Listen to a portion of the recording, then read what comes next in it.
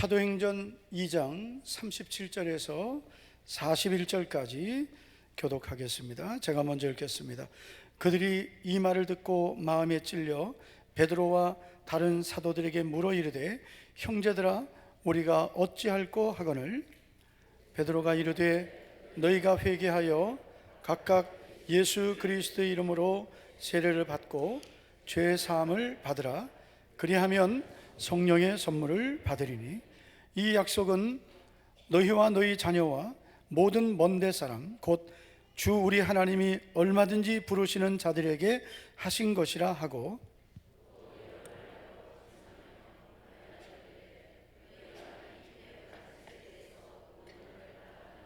다 같이 읽습니다. 받은 사람들은 세례를 받음에 이날의 신도의 수가 3,000이나 더하더라. 아멘. 할렐루야. 오늘 2월의 첫 주일 주회전에 나오신 모든 성도님들 축복합니다. 은혜와 평강의 하나님께서 때마다 시마다 우리 모든 성도님들의 가정과 삶에 함께 하시고 은혜 베푸시고 도와주시기를 축원합니다. 하나님은 나를 사랑하십니다. 이것은 변하지 않는 하나님의 약속입니다. 그리고 나를 사랑하신 하나님, 나를 구원하신 하나님께서는 나를 위해 모든 것들을 아끼지 않으신다고 약속하셨습니다. 간혹 가다 보면 성도님들이 이런 분들이 있어요. 하나님은 나는 안 사랑하시는 것 같다. 그것은 하나님에 대한 오해입니다. 하나님은 우리를 사랑하시는데 어느 정도로 사랑하시느냐? 오늘 우리가 로마서 8장 32절을 보시면 자기 아들을 아끼지 아니하시고 라고 말씀합니다. 자기 아들, 즉 예수 그리스도를 아끼지 않고 우리를 위해 보내주신 하나님이라고 말씀합니다. 하나님은 나를 사랑하셔서 그 아들 예수님을 우리를 위한 화목제물로 보내주셨습니다. 가장 귀한 선물을 주신 거죠. 그런데 여러분, 로마서 8장 32절을 계속 보면 자기 아들을 아끼지 않으시고 우리 모든 사람을 위하여 내주신 하나님께서 그 아들과 함께 그 아들을 주신 하나님께서 아들까지 주신 하나님이 모든 것을 우리에게 주시지 않겠느냐, 다른 건 안 주시겠느냐 말씀하는 겁니다.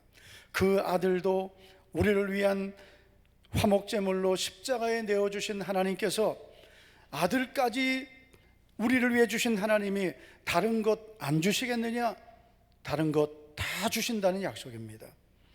그래서 오늘 여러분 나의 삶에 어떤 문제가 있고 답답한 일이 있어도 하나님은 나를 사랑하시고 나를 위해 그 아들을 보내신 하나님은 나를 위해서 모든 것을 다 예비하셨다. 이 믿음을 갖기를 축원합니다. 하나님께서 우리에게 주신 가장 큰 선물은 예수 그리스도이십니다. 다시 말해서 예수 그리스도를 믿음으로 구원받게 하신 것이 가장 큰 선물입니다. 우리가 성경을 암송해야 될 말씀들이 많이 있지만 이 말씀만큼은 꼭 외우셔야 됩니다. 바로 에베소서 2장 8절입니다. 오늘은 그냥 읽겠습니다. 한번 읽어보시죠. 시작. 너희는 그 은혜에 의하여 믿음으로 말미암아 구원을 받았으니 이것은 너희에게서 난 것이 아니요 하나님의 선물이라. 아멘. 자, 하나님이 주신 선물이 뭐예요? 바로 구원입니다. 이 구원은 하나님의 선물인데 이 구원을 받는 조건은 믿음이란 말이죠. 그런데 오늘 에베소 2장 8절을 보면 믿음으로 구원을 받았으니 이 믿음조차도 하나님의 선물이라고 말씀합니다. 그래서 오늘 예수님을 나의 구주로 믿는 여러분들은 이미 하나님께서 믿음의 선물을 주신 거예요. 구원의 복을 주신 겁니다. 아멘이 영 이상하게 나오네. 예수님이 믿어지십니까? 예수님이 나의 구주이신 걸 분명히 믿습니까? 혹시 아직까지 안 믿어지시는 분은 하나님께 이렇게 질문을 해보세요. 하나님, 저는 왜 안 믿어지나요? 분명히 믿음은 선물이고 이 믿음을 통해서 구원해 주신다고 했는데 하나님, 저는 안 믿어지네요. 그럼 나는 아직 구원이 없다는 얘기거든요. 예수님이 안 믿어진다는 것은 구원받지 못했다는 겁니다. 예수님을 믿는 것은 내가 노력하고 교회를 오래 다녀서 그래서 내가 노력해서 믿음이 생기는 게 아니고 믿음은 하나님이 주신 선물이에요. 할렐루야. 하나님이 택하시고 구원하신 그 예정하신 자에게 주신 선물이 믿음인데, 그러면 여러분, 믿음은 내 의지와 상관없이 하나님이 나에게 주신 거예요.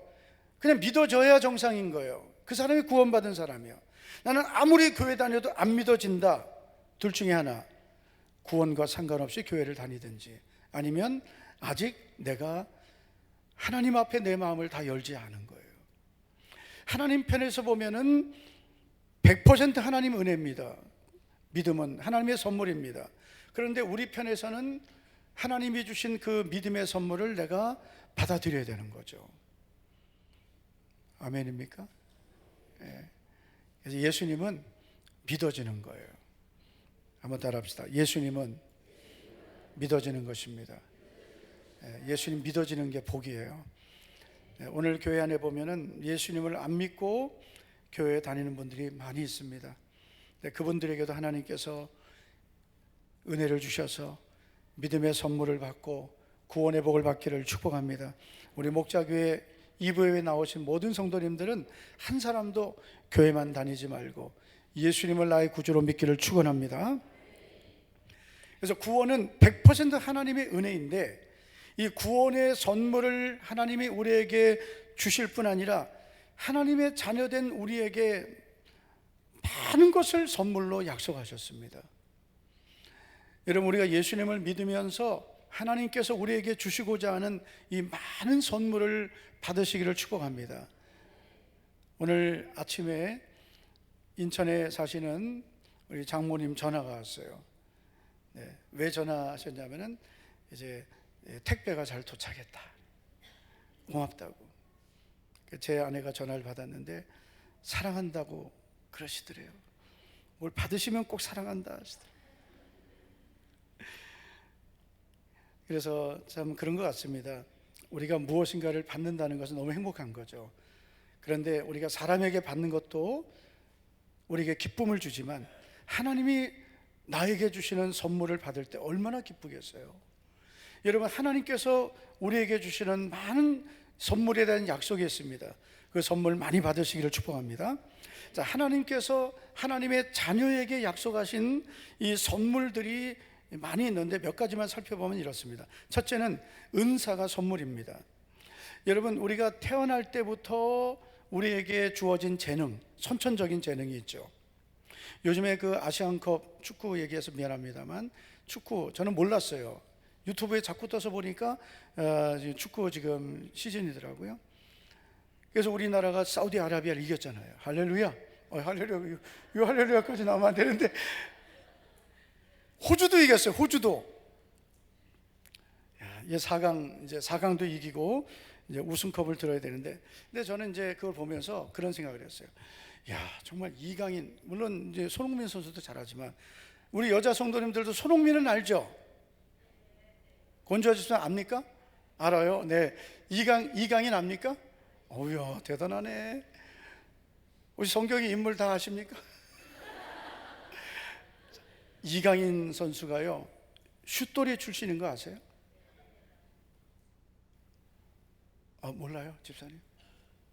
슛돌이, 여러분 유튜브 들어가셔서 슛돌이 이강인 해보세요. 그러면은 조그마한 애가 나와서 막 공을 차는데요, 이야, 다람쥐 같아요. 안 뺏기고 지금 하는 모습 그대로 있습니다. 골도 너무 잘 넣는 거예요. 한 경기 몇 골씩 넣고. 그래, 너무나 얘가 공을 잘 차니까 아버지가 스페인으로 일찍 어렸을 때 보내고 자기도 따라가서 태권도장 열고 그렇게 키운 거예요. 그걸 보면서, 야, 공 하나만 잘 차도, 야, 저렇게 성공하는구나. 주여, 저는 왜 공을 못 찹니까? 예? 근데 이 선천적인 재능은 정말 너무 귀한 거죠. 선천적으로 좋은 재능을 갖고 태어난다는 것은 인생을 사는데 아주 유익합니다. 그런데 우리가 거듭날 때, 성령으로 거듭날 때 우리 모든 사람에게 하나님이 주신 선물이 있는데 그게 바로 은사입니다. 내게 성령이 임하시면서 나에게 은사를 주시는 거예요. 그 은사를 주신 목적은 뭐예요? 주님을 위해 쓰라는 것입니다. 야고보서 1장 17절을 보면 온갖 좋은 은사와 온전한 선물이 다 위로부터 빛들의 아버지께로부터 내려오나니라고 했습니다. 내게 있는 특별한 재능, 능력, 은사는 다 하나님이 주신 거예요. 여러분, 은사가 선물입니다. 어디에 잘 묵혀두지 마시고 주신 선물 잘 찾아서 주님을 위해 쓰시기를 축원합니다. 그리고 은사를 가지고 우리가 살아갈 때 행복한 거예요. 자기 재능을 잘 쓰면 행복하잖아요. 우리에게 주신 은사를 잘 사용하면 행복한 거예요. 여러분, 은사를 잘 쓰셔서 행복하게 신앙생활 하시기 바랍니다. 우리가 주회를 하고 봉사하는 것도 은사대로 하시면 돼요. 나는 주일학교 교사만 하면 스트레스 받는다, 하지 마세요. 나는 주방 봉사만 하면 행복하다, 주방으로 가시면 됩니다. 그런데 나는 주방 봉사가 너무 싫다, 그건 하셔야 돼요. 은사만 가지고 사는 게 아니고 때로는 순종도 해야 되는 겁니다.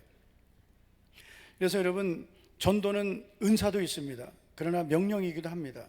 그렇지만 특별히 우리가 주님을 섬기고 교회를 섬길 때 내게 주신 은사를 잘 사용하시면 좋은 거예요. 두 번째, 재물과 부요도 선물입니다. 여러분, 재물과 부요, 다시 말해 물질은 내 노력으로만 되지 않습니다. 하나님이 재물 얻을 능력을 주셔야 되고 선물로 주셔야 됩니다. 내가 모은다고 내게 되지 않습니다. 내가 열심히 모아놔도 하루아침에 없어지고 그 물질이 내가 쓰지도 못할 때가 많습니다. 하나님은 기뻐하시는 자에게 재물을 약속하셨습니다. 전도서 5장 19절을 우리 한번 다 같이 한번 읽어보실까요? 시작.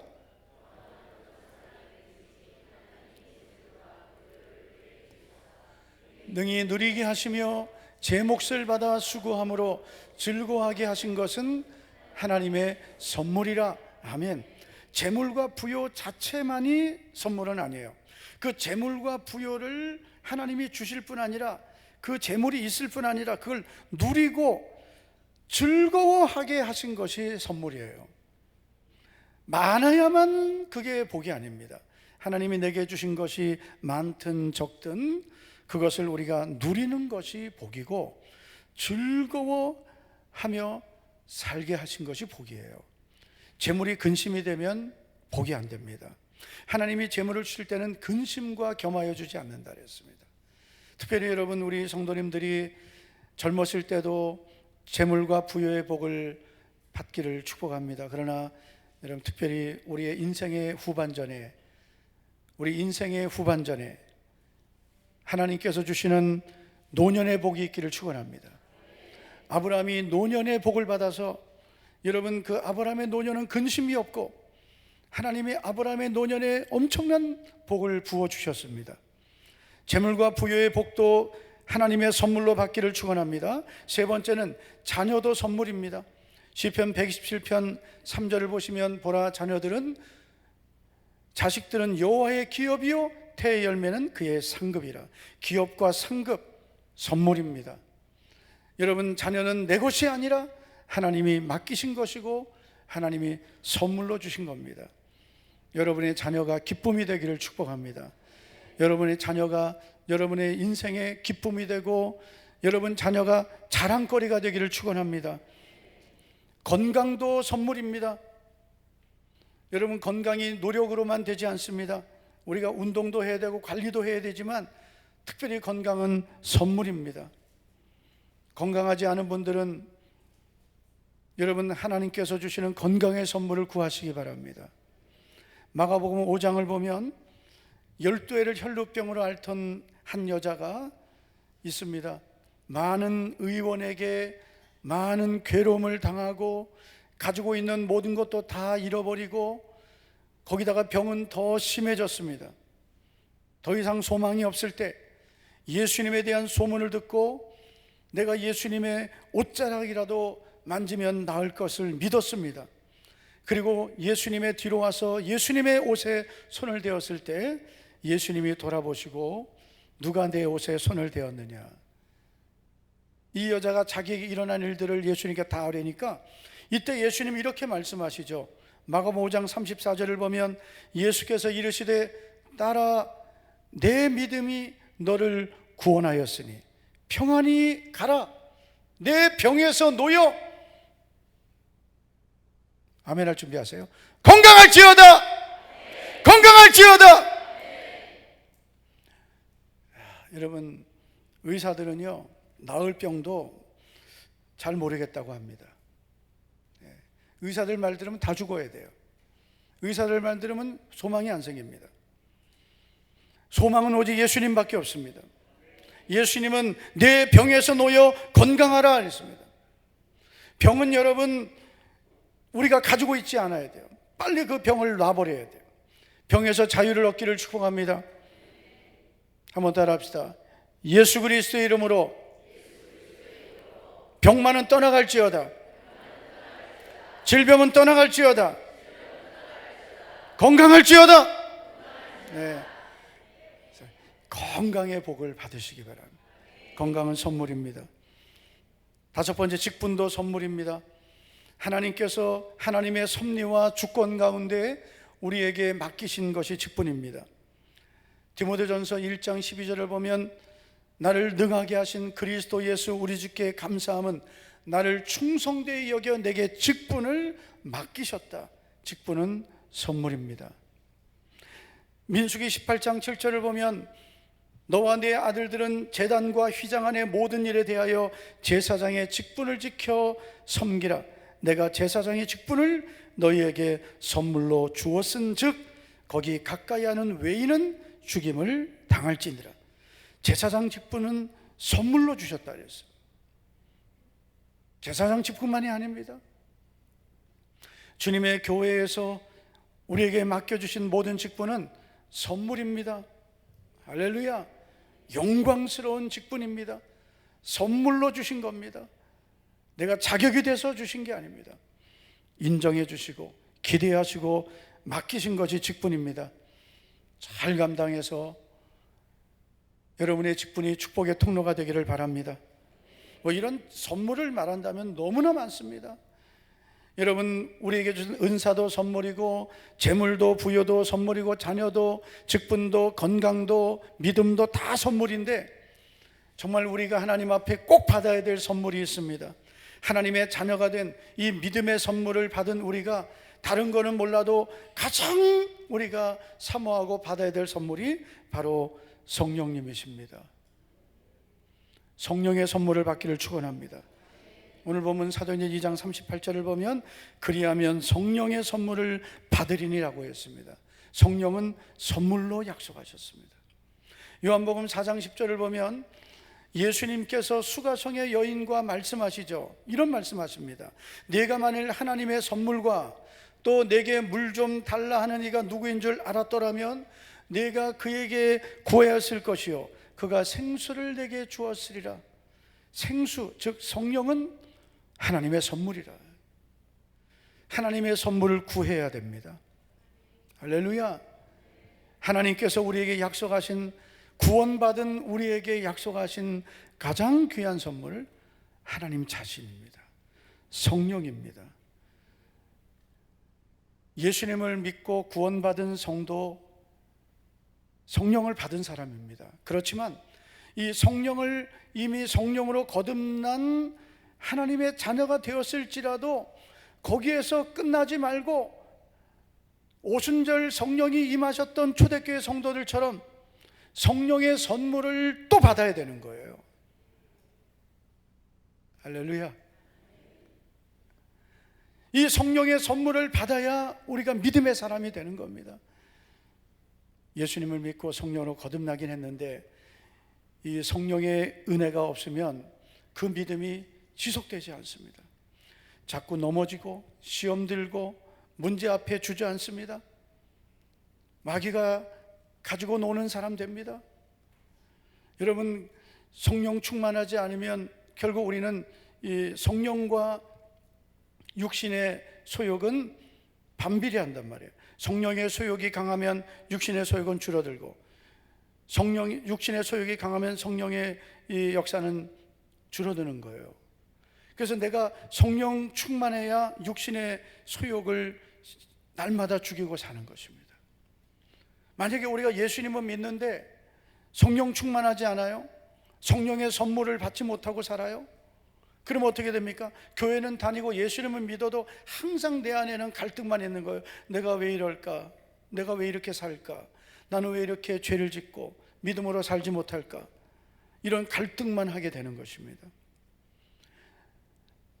예수님이 부활하시고 승천하시면서 제자들에게 너희는 예루살렘을 떠나지 말고 내게 들은 바 아버지께서 약속하신 성령을 기다리라 했습니다. 요한은 물로 세례를 베풀었지만 너희는 몇 날이 못되어 성령으로 세례를 받으리라. 성령 충만 받으리라. 성령의 선물을 받으리라. 그들이 이 말씀을 믿고 모여서 오직 기도에 힘썼을 때, 사도행전 2장을 보면 오순절날이 이름에 급하고 강한 바람 같은 소리가 들리고 불의 혀 같은 것들이 각 사람 위에 임하여 있더니 그들이 성령의 말하게 하심을 따라 다른 언어들로 말하기를 시작하니라. 그리고 그들이 성령의 선물을 받고 성령의 불을 받고 나가서 예수 그리스도를 증거하기 시작했습니다. 이 사람들이 바로 초대교회 성도들입니다. 여러분, 오늘 교회 안에 있는 우리 그리스도인들이 왜 믿음으로 사는 것을 힘들어하고 왜 세상 속에 살아가면서 하나님의 뜻을 못 이루고 항상 패배합니까? 그것은 성령의 선물이 없이 살기 때문입니다. 성령의 선물을 구하고 받기를 축원합니다. 자, 성령의 선물을 받을 수 있는 조건이 있습니다. 2장 38절을 보면 베드로 사도가 이렇게 말하죠. 너희가 회개하여 각각 예수 그리스도 이름으로 세례를 받고 죄의 사함을 받으라. 그리하면 성령의 선물을 받으리니. 이 약속은 너희와 너희 자녀와 모든 먼데 사람 곧 우리 하나님이 얼마든지 부르시는 자들에게 하신 것이라. 약속이라는 겁니다. 성령의 선물은 약속입니다. 사도 베드로가 사도행전 2장에서 설교를 하죠. 이 설교를 들은 예루살렘 사람들이 우리가 어찌할꼬라고 했습니다. 이게 회개입니다. 한번 따라 합시다. 내가 어찌할꼬. 네, 이 말 속에는 하나님, 제가 지금까지 이렇게 잘못 살았는데 하나님 어떻게 해야 되나요? 이 고백이거든요. 여러분, 지금까지 우리가 예수님을 믿기 전에 살아왔던 그런 삶을 여전히 지금까지 예수님을 믿은 후에도 계속하고 있다면, 여러분, 우리는 아직 온전한 회개가 안 된 것입니다. 온전히 회개하고 성령의 선물을 받기를 축원합니다. 여러분, 초대 예루살렘 교회가 은혜로운 교회가 되고 부흥되는 교회가 될 수 있었던 이유는 회개하고 성령 받은 사람들이 모였기 때문입니다. 오늘 현대 교회가 안고 있는 심각한 문제는 교회 안에 회개가 점점 없어지는 거죠. 회개가 사라지고 있습니다. 그 결과가 뭐예요? 회개해야 성령의 선물을 받는데 회개가 없으니까 성령의 선물을 못 받는 거죠. 이 성령의 선물은 단회적으로 끝나는 것이 아닙니다. 에베소 5장 18절에 오직 성령의 충만함을 받으라, 그것은 반복해서 받으라는 거거든요. 우리가 성령의 선물을 우리가 받아서 그 성령의 은혜로 살아가다가 보면 또 우리는 환경 때문에 육신의 생각에 우리의 주신 성령이 근심할 수도 있고 소멸될 수도 있어요. 그러니까 자꾸 회개하고 또 사모하고 성령을 구하고, 그래야 여러분 우리의 믿음이 약해지지 않는 거거든요. 그런데 회개가 없으니까 어떻게 돼요? 성령의 역사가 안 나타나죠. 성령의 역사가 없으니까 어떻게 돼요? 교회 안에 육신적인 그리스도인들만 많아지는 거예요. 지난 금요일에 교회 안에 세 부류의 사람이 있다고 말씀을 들었습니다. 육에 속한 사람, 육신에 속한 사람, 영에 속한 사람. 육에 속한 사람은 구원받지 못한 사람이에요. 거듭나지 못한 사람이에요. 교회 안에 거듭나지 못한 육의 사람도 있습니다. 그런데 가장 많은 그 부류가 뭐냐면 육신에 속한 사람이에요. 바로 고린도 교회 성도들과 같이 거듭나긴 했고 하나님의 은혜도 체험했지만 아직까지 육신에 속한 자로 사는 거죠. 어린아이처럼. 시기와 분쟁이 있었던 고린도 교회처럼 육신에 속한 자로 사는 거예요. 바울이 고린도 교회 성도들에게 요구한 것은 신령한 자가 되라, 영의 사람이 되라는 거예요. 이 영의 사람이 되어야 하나님의 비밀을 알게 되고, 그리고 영의 사람이 될 때 분별력을 갖게 되는 것입니다. 그래서 성도들이, 그 교회 성도들이 얼마나 여러분 성령 충만하냐에 따라서 그 교회가 결정되는 거예요. 여러분 예배당 건물 있고 십자가 달아놨다고 다 여러분 다 하나님 기뻐하시는 교회 되는 것 아닙니다. 계시록에 나오는 7교회들 보면 칭찬만 받은 교회도 있고요, 칭찬도 받았지만 책망도 받은 교회가 있고요, 책망만 들은 교회도 있습니다. 모든 교회가 똑같지 않습니다. 여러분 우리 교회가 칭찬받는 교회가 되려면 건물이 화려하고 환경이 좋아야 되는 게 아닙니다. 사람들이 많이 모여야 되는 것 아닙니다. 사실 교회가 성도들이 많아지면 질적으로 떨어지게 되어 있습니다. 우리 교회는 지금보다 5년 전이 훨씬 좋았습니다. 10년 전 더 좋았습니다. 아멘 한 명도 안 하시는 거죠. 네. 이게 뭐 다른 게 아니고요, 어떻게 보면 그때 우리가 더 순수했어요. 저도 그래요. 저도 20년 전이 더 순수했던 것 같아요. 아멘 안 줘서 고맙습니다. 네, 끝까지 순수해야 되는데 이게 나도 모르게 시간이 지나면서 변질이 되는 거죠. 사람이니까. 사람이 많아지면은요, 교회 안에 사람이 많아지면 어떻게 됩니까? 결국은 이 질은 떨어지는 거예요. 가장 은혜로운 교회는 뭐냐? 두 사람만 모이면 좋아요. 목사님 부부. 근데 그렇게 하면 안 되죠. 더 영혼권 해야 되니까 교회가 이렇게 부흥되면 될수록 교회 안에 이제 믿음의 사람들이 많아져야 되는데, 갑자기 교회가 막 부흥됐단 말이에요. 막 전도가 많이 되고 또 새 가족들이 들어왔어요. 그러면은 그분들도 빨리 믿음으로 서야 되는데 사실 그렇게 되기 어려워요. 예를 들면 뭐 대형 교회들, 다 그런 건 아니지만 대형 교회들의 장점도 있습니다. 대형 교회만 할 수 있는 일들이 있어요.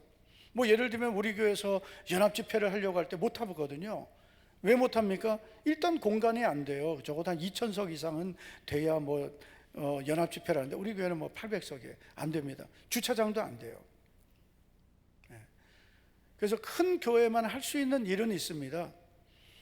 그런데 큰 교회가 가진 그런 문제도 있어요. 그게 뭐냐면은 성도들이 많다 보면 그 많은 성도들 중에 어떤 신앙생활의 질이 떨어지는 성도들이 비율적으로 많아지는 거죠. 그러면 교회가 전체적으로 믿음의 수준이 떨어지는 겁니다. 그래서 우리 교회가 정말 힘써야 되는 게 뭐냐면 우리 새가족들 양육 잘하고, 할렐루야, 우리 성숙반 제자반 이제 시작하면 우리 성도님들이 나는 그냥 교회만 잘 가면 안 됩니까? 예배 잘 드리면 안 됩니까? 아닙니다. 훈련을 받아야, 예수님이 제자들을 훈련하셨잖아요. 훈련을 잘 받아야, 그래야 좋은 성도가 되는 것입니다. 할렐루야. 어제 그저께인가요? 우리 교회 부흥회 다녀가셨던 그 유병영 목사님이 교회로 전화가 왔대요. 연락이. 그 교회에서 우리 교회 새가족 신앙교실 교제하고 또 우리 성숙반 제자반 교제를 좀 살 수 있으면 좋겠다고. 사실은 사실 그렇게 주면 안 되거든요. 네, 우리 교회 시스템을 알고 가져가야 되는데 그래도 안 하는 것보다 나니까 이렇게 팔아라 그랬어요. 팔아서 그 건축원금 다 들어오니까. 그래서 새가족 성경공부 교재를 200권이나 산다는 거예요. 200권 어떻게 하려고? 우리는 소그룹으로 해야 되는데 그 200권 사가지고 어떻게 하려나 모르겠어요. 근데 어쨌든 안 하는 것보다 하는 게 좋습니다. 하여튼 성숙반 제자반 안 할 생각으로 지금 아멘도 안 하고, 무조건 여러분 성도들은 교회 와서 예배만 드리면 안 되고요. 예수님의 제자로 훈련되어야 합니다. 예수님은 제자 삼으라 했지 교인 만들라 하지 않으셨어요. 그래서 그 교회에 제자의 수가 많아져야 건강한 교회 되는 거예요. 교회에 회개가 많이 있어야 그 교회는 성령이 강력하게 역사하고, 회개하고 성령 받은 성도가 많아야 하나님 기뻐하시는 교회가 되는 것입니다. 근데 사람들은 본능적으로 회개를 안 좋아하죠. 오늘 되게 불편하실 거예요. 회개해야 된다 하니까 불편하다, 축복받아라 그러면 좋을 텐데 회개하라니까 상당히 불편하실 분들이 있을 거예요. 그런데 여러분, 예수님이 가장 먼저 외치신 설교는 복받아라가 아닙니다. 산상수훈은 마태복음 5장에 나옵니다. 예수님의 첫 번째 설교는 예수님이 요단강에 세례받으시고, 그리고 3장에 세례받으시고, 광야로 성령에 이끌려서 마귀에게 시험을 받으시고, 그리고 가장 먼저 외치신 복음은 마태복음 4장 17절에 보니까 회개하라입니다. 회개하라, 천국이 가까이 왔느니라. 회개하라고 먼저 말씀하셨습니다. 제자들이 나가서 외친 첫 번째 설교도 마가복음 6장 12절을 보면 회개하라 전파했습니다. 요한계시록은 마지막 때를 사는 우리들이 더 관심을 가져야 될 말씀인데요, 요한계시록에 많이 나오는 말씀이 회개하라입니다. 계시록 2장 16절을 보면 그러므로 회개하라, 3장 3절을 보면 생각하고 회개하라, 어디서 떨어졌는지 생각하고 회개하라, 어디서부터 내 믿음이 문제가 생겼는지 찾아서 회개하라는 거예요. 계시록 3장 19절을 보면 물은 내가 살아난 자를 책망하여 징계한다, 그러므로 네가 열심을 내라, 회개하라. 주님이 주시는 책망을, 징계를 무시하지 말고 열심을 내라, 회개하라 했습니다. 여러분, 우리가 회개하지 않으면 안 됩니다. 회개해야 하나님이 주시는 것들이 있어요. 회개해야 하나님 우리에게 성령을 주시는 거예요. 하나님께서 우리에게 회개하라 하신 중요한 이유들이 많이 있습니다. 회개하면 성령을 선물로 우리가 다 받습니다. 그런데 그냥 일반적인 회개만 해서는 안 되고요, 계속 날마다 회개하는 거예요. 근데 회개는 얼마나 우리에게 좋으냐면은 처음에는 좀 힘듭니다. 그런데 회개하다 보면 내 영이 더 새로워지고, 할렐루야, 내 영이 더 맑아지고 내가 더 믿음의 사람으로 서게 되고, 회개할수록 내 심령이 평안해지는 거예요. 내 심령이 답답함이 없어지는 거예요. 죄를 가지고 있으면 심령이 강팍해지고 심령이 여러분 답답해지는 겁니다. 회개하면 심령이 평안해지고 내 심령이 여러분 모든 답답함이 없어지는 거예요. 그뿐만이 아닙니다. 하나님께서 우리에게 회개하라 하신 중요한 이유들이 있는데, 첫째 이유는 은혜를 주시기 위해서입니다. 하나님께서는 우리에게 은혜 주시기 원하시고, 하나님은 우리의 모든 것을 바꿔주시기 원하시는 거예요. 우리 가정에 은혜를 주시고 우리 자녀들에게 은혜를 주시기 원하십니다. 그런데 왜 우리가 은혜를 못 받느냐? 하나님과 나 사이에 가로막힌 죄 때문입니다. 그래서 하나님은 우리에게 은혜 주시기 위해서 회개하라고 하시는 거예요. 역대하 7장 14절을 보시면 내 이름으로 일컫는 내 백성이 그들의 악한 길에서 떠나 스스로 낮추고 기도하여 내 얼굴을 찾으면, 이게 뭐예요? 회개하면입니다. 내 이름으로 일컫는 내 백성이, 바로 오늘 우리들이 악한 길을 떠나고 스스로 낮추고 회개하면 하나님이 들으시고 우리의 죄를 사해 주시고 그 다음에 그들의 땅, 우리의 땅을 고치신다 했습니다. 우리의 죄가 사해져야 땅이 고쳐지는 거예요. 하나님과 나 사이에 막힌 죄가 해결되어야 우리의 땅, 내 심령, 우리 가정, 내 환경이 고쳐지는 것입니다. 내 환경에 문제가 왜 생깁니까? 가장 많은 원인은 우리가 악한 길을 갔기 때문이고 하나님을 찾지 않았기 때문입니다. 여러분, 문제가 생겨야만 하나님을 찾습니까? 그럼 항상 문제가 생기죠. 우리는 문제가 없을 때도 하나님을 찾고, 하나님이 평안을 주셨을 때 더 믿음으로 살고,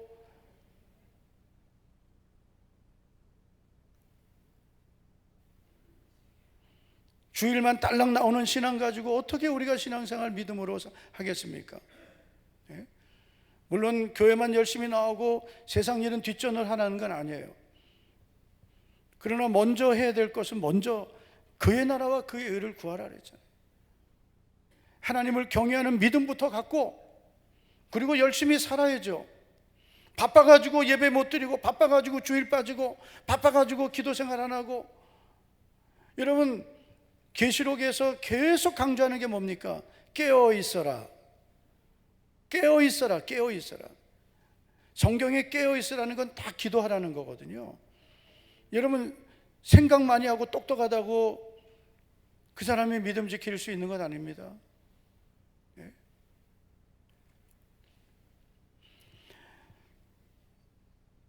하나님을 경외하고 하나님을 사랑하는 믿음을 갖기를 축복합니다.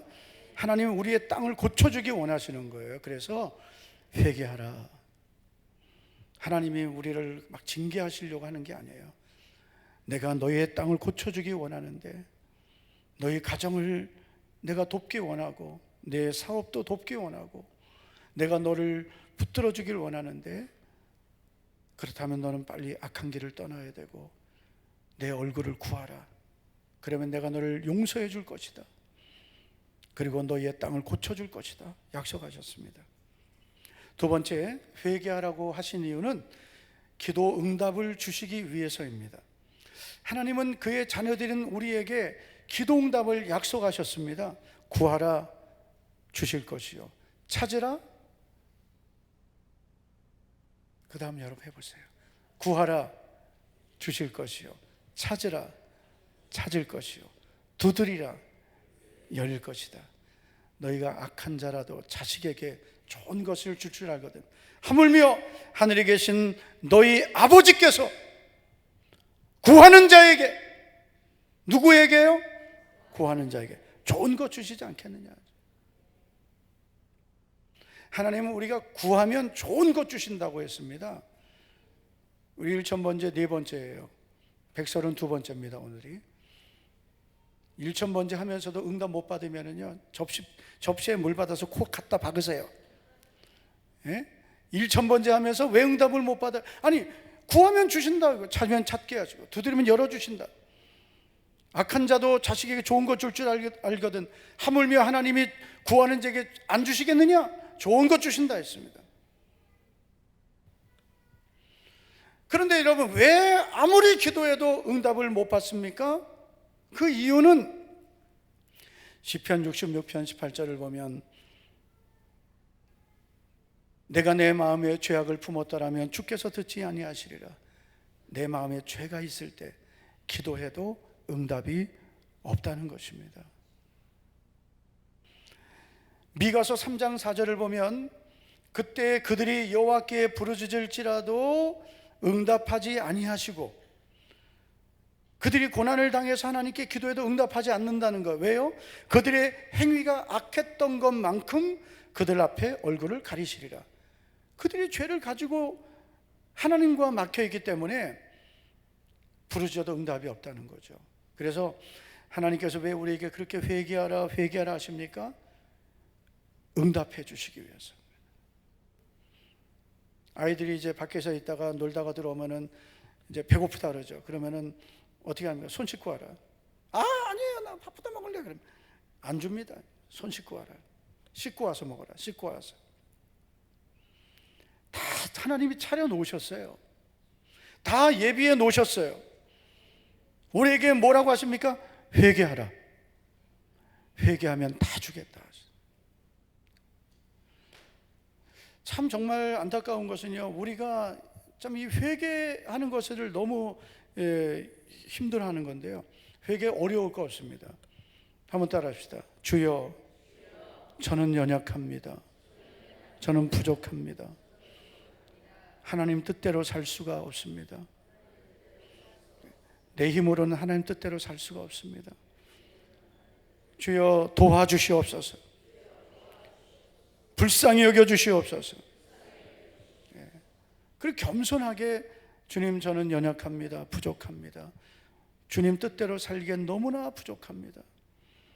주님의 은혜가 필요합니다. 회개합니다. 나를 용서해 주시고 새 힘을 부어달라고. 회개는 너무나 쉬운 거예요. 누가복음 18장을 보면 바리새인과 세리가 성전에서 기도하는데, 세리의 기도는 뭐예요? 가슴을 치면서 주여 나는 죄인입니다. 나는 죄인입니다. 그 한마디 한 거예요. 회개는 말을 잘해야 되는 게 아니고 진실하면 되는 거예요. 자, 하나님께서 회개하라 하신 이유가 있습니다. 망하지 않도록 하시기 위해서입니다. 우리가 누가복음 13장을 보면 예수님이 이런 말씀하십니다. 그 당시 실로암 망대가 무너져서 18명이 죽었습니다. 그 일이 예루살렘에 다 퍼져서 아주 중요한 이슈가 되었는데, 예수님이 뭐라고 하시냐면, 다른 모든 갈릴리 사람보다 더 죄가 있어서 그들이 그런 어떤 갈릴리 사람들이 그런 고난을 받은 것이 죄가 더 많아서 생긴 줄 아느냐? 내가 너에게 이르노니 아니라 너희도 만일 회개하지 아니하면 다 이와 같이 3절에 다 이와 같이 망하리라. 또 실로암에서 망대가 무너져 치어 죽은 18사람이 예루살렘에 간 다른 모든 사람보다 죄가 더 있는 줄 아느냐? 너희에게 이르노니 아니라 너희도 만일 회개하지 아니하면 다 이와 같이 망하리라. 예전에 뭐 그런 적이 있었죠. 저 쓰나미에 많은 사람이 죽었을 때 그 우상 숭배하고 막 그래서 하나님 심판하셨다. 그렇게만 보면 안 되는 거예요. 그런 경고를 보면, 그런 마지막 때의 현상들을 보면서 너희도 회개하지 않으면 다 망한다. 이렇게 하나님 말씀을 들어야 되는데, 다른 사람 문제 생기고 고난당하는 거 보고 죄 지어서 저렇다. 그 사람이 더 문제인 것입니다. 예수님의 말씀의 핵심은 뭐예요? 너희도 만일 회개하지 않으면 다 이와 같이 망한다는 거예요. 회개하지 않으면 망합니다. 다시 말해서 회개하면 안 망합니다. 절대로 안 망합니다. 회개하면 안 망합니다. 하나님이 여러분 회개하라고 하신 이유는 망하지 않게 하시기 위해서. 한번 따라합시다. 회개하면 절대 안 망한다. 다시 한번요. 회개하지 않으면 다 망한다. 회개 안 하면요 망합니다. 나도 망하고 자식도 망하고 가정도 망하고 후손도 망하고 교회도 망하고. 이런 교회가, 여러분 망하는 교회가 얼마나 많은지 아세요? 그 교회들을 대부분 보면은요 육신적인 그리스도, 육신에 속한 그리스도는 많습니다. 항상 싸웁니다. 항상 말 많습니다. 얼마나 말이 많은지요. 저도 이제 우리 교단 밴드에 이렇게 초대되어 있는데 맨날 보면 싸우는 얘기밖에 없어요. 어느 교회 문제, 어느 교회 문제. 우리 교단 교회가 12,000개니 얼마나 문제가 많겠어요. 예? 그분은 또 사명을 가지고 문제 있는 교회만 찾아서 이제 막 올리는 분인데, 여러분 교회 문제는 결국 다 사람 문제입니다. 여러분 예수님이 무슨 문제가 있어요? 사람들이 문제죠. 사람들끼리 하나 되지 않고 자기 주장하고, 그러니까 문제죠. 여러분 교회가 회개하고 성령이 임해 보세요. 그 교회 문제 생기나 다 내 잘못이고 내 문제고, 내가 잘못했다 그러고 내가 용서를 구한다 그러고, 다 그러면서 하나 되는 거죠.